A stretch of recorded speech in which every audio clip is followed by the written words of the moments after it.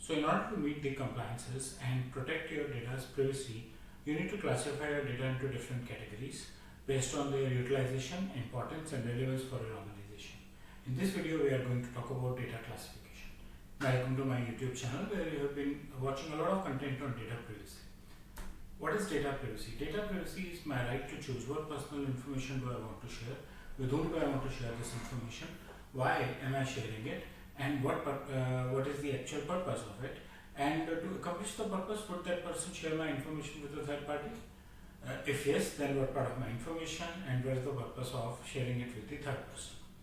This complete process of you seeking my permission to collect my personal data and share it with a third party or process it internally is also known as consent management in the world of data privacy. And data privacy brings in those rules and laws that help protect my interests, that in case if I watch my data being wrongly used or wrongly shared, then how can I protect myself from the impact of the wrong sharing of my data.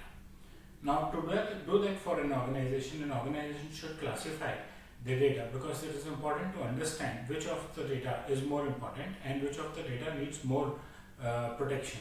So you should organize your data based on the sensitivity and protection level of your data. It is important because it helps you protect sensitive information separately, which has a different set of compliance regulations.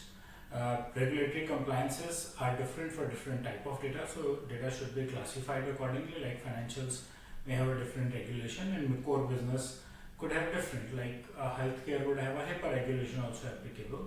And segregating them based on their importance also brings in effective data management. You can handle them better.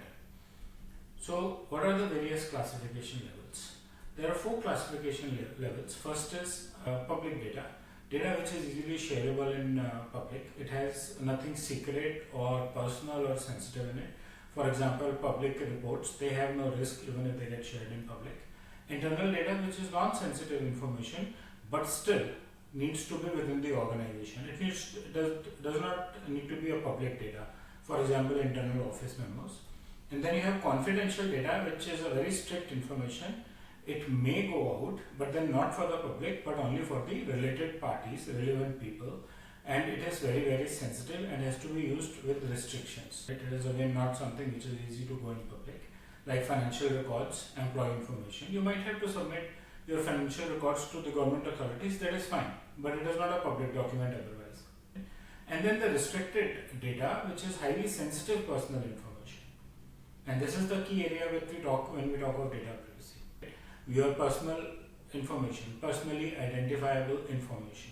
This could be as basic as your address and phone number, or as high as your photographs and biometrics. So these are some informations which are extremely restricted and is not supposed to be, forget about being in public, even internally not to be accessed by anyone who has nothing to do with handling or processing of this data.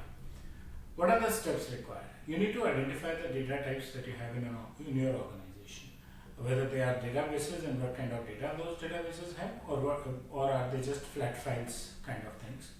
You need to determine their sensitivity levels. You need to identify the PIIs that are involved in your data, and if in case you need help, I have videos on personally identifiable information on my channel. You can go through that. You need to assign them to a particular classification, label them accordingly.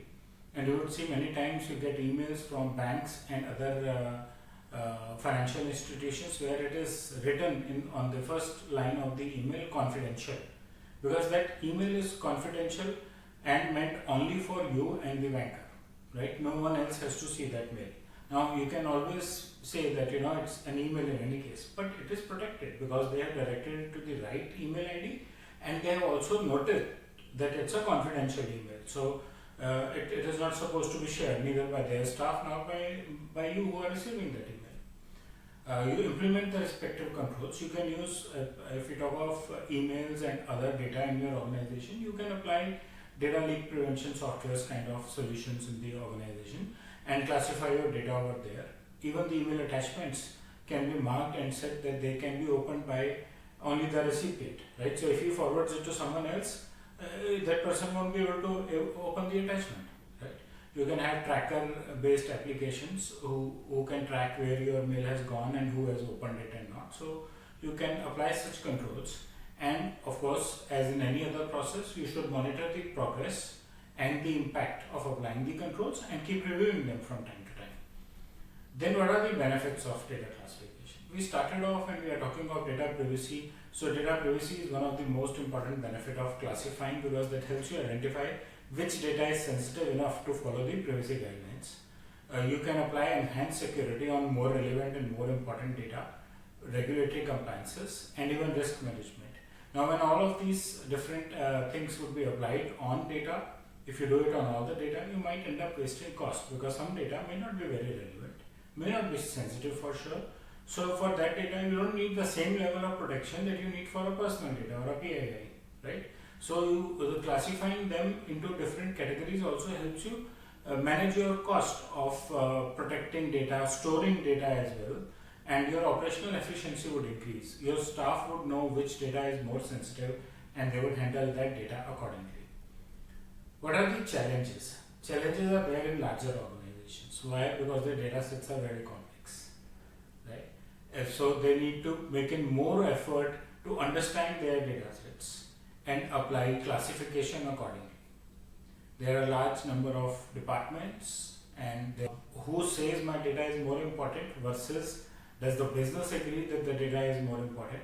From privacy point of view, I can always say that you have a set of PIIs, and therefore if it falls under those, then it's under privacy regulation. But even otherwise, so whenever you are doing this classification, you need the help of business to understand that whether that data is actually sensitive for business and what category does that data fall in, right? And that has to be done very, very consistently. Data classification, like we discussed about privacy by design, these are not some one-off kind of things or things that need to be done when an instance happens.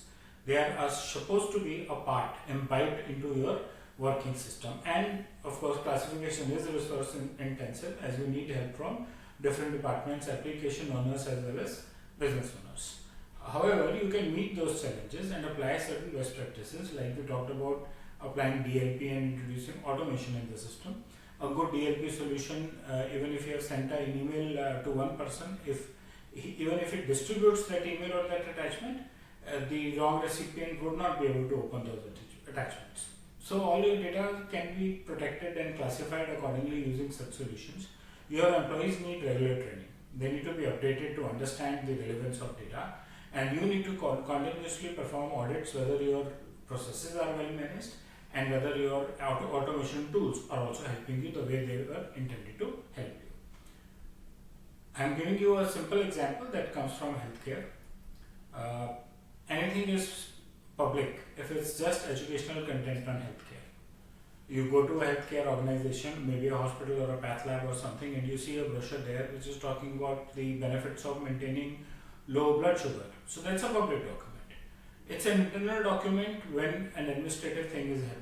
You give your blood sample and they are doing some testing, and path lab person makes a report and shares it with the doctor for review. So it's an internal memo. It is not public because they are yet to finalize the report. It's an internal memo. It can be shared inside within them. It becomes a confidential data when the patient record is finally created and the treatment has been planned, right? So for sure now we are not talking about a public document. It is no more an internal document now. It has become sort of an external document, but public word does not apply for it. It is a PII because now you have a patient-specific record along with patient-specific treatment plan. And when you start associating the details of the patient, when you submit the HbA1c report for which I submitted my blood sample, you put it on my phone number, you put it on my email address, you put it on my address for printing. Now there are all PIIs attached to it, right? So then it becomes a restricted data and you have to plan and use accordingly. Again, if you look at when you give your sample, they take a consent from you that you are okay to get a printed report delivered at your home, or otherwise you can say just send me an email. So a printed report at home, the courier company is a third party, right? But an email directly to me is coming in directly from the tool. It's my choice to decide whether I want you to share my report through a third party or give me directly, and that's what data privacy and consent management is all about. I hope you like my content on the sensitivity and classification of data. Please press bell and like icon and subscribe to my channel and share your feedback in the comments box. Thank you.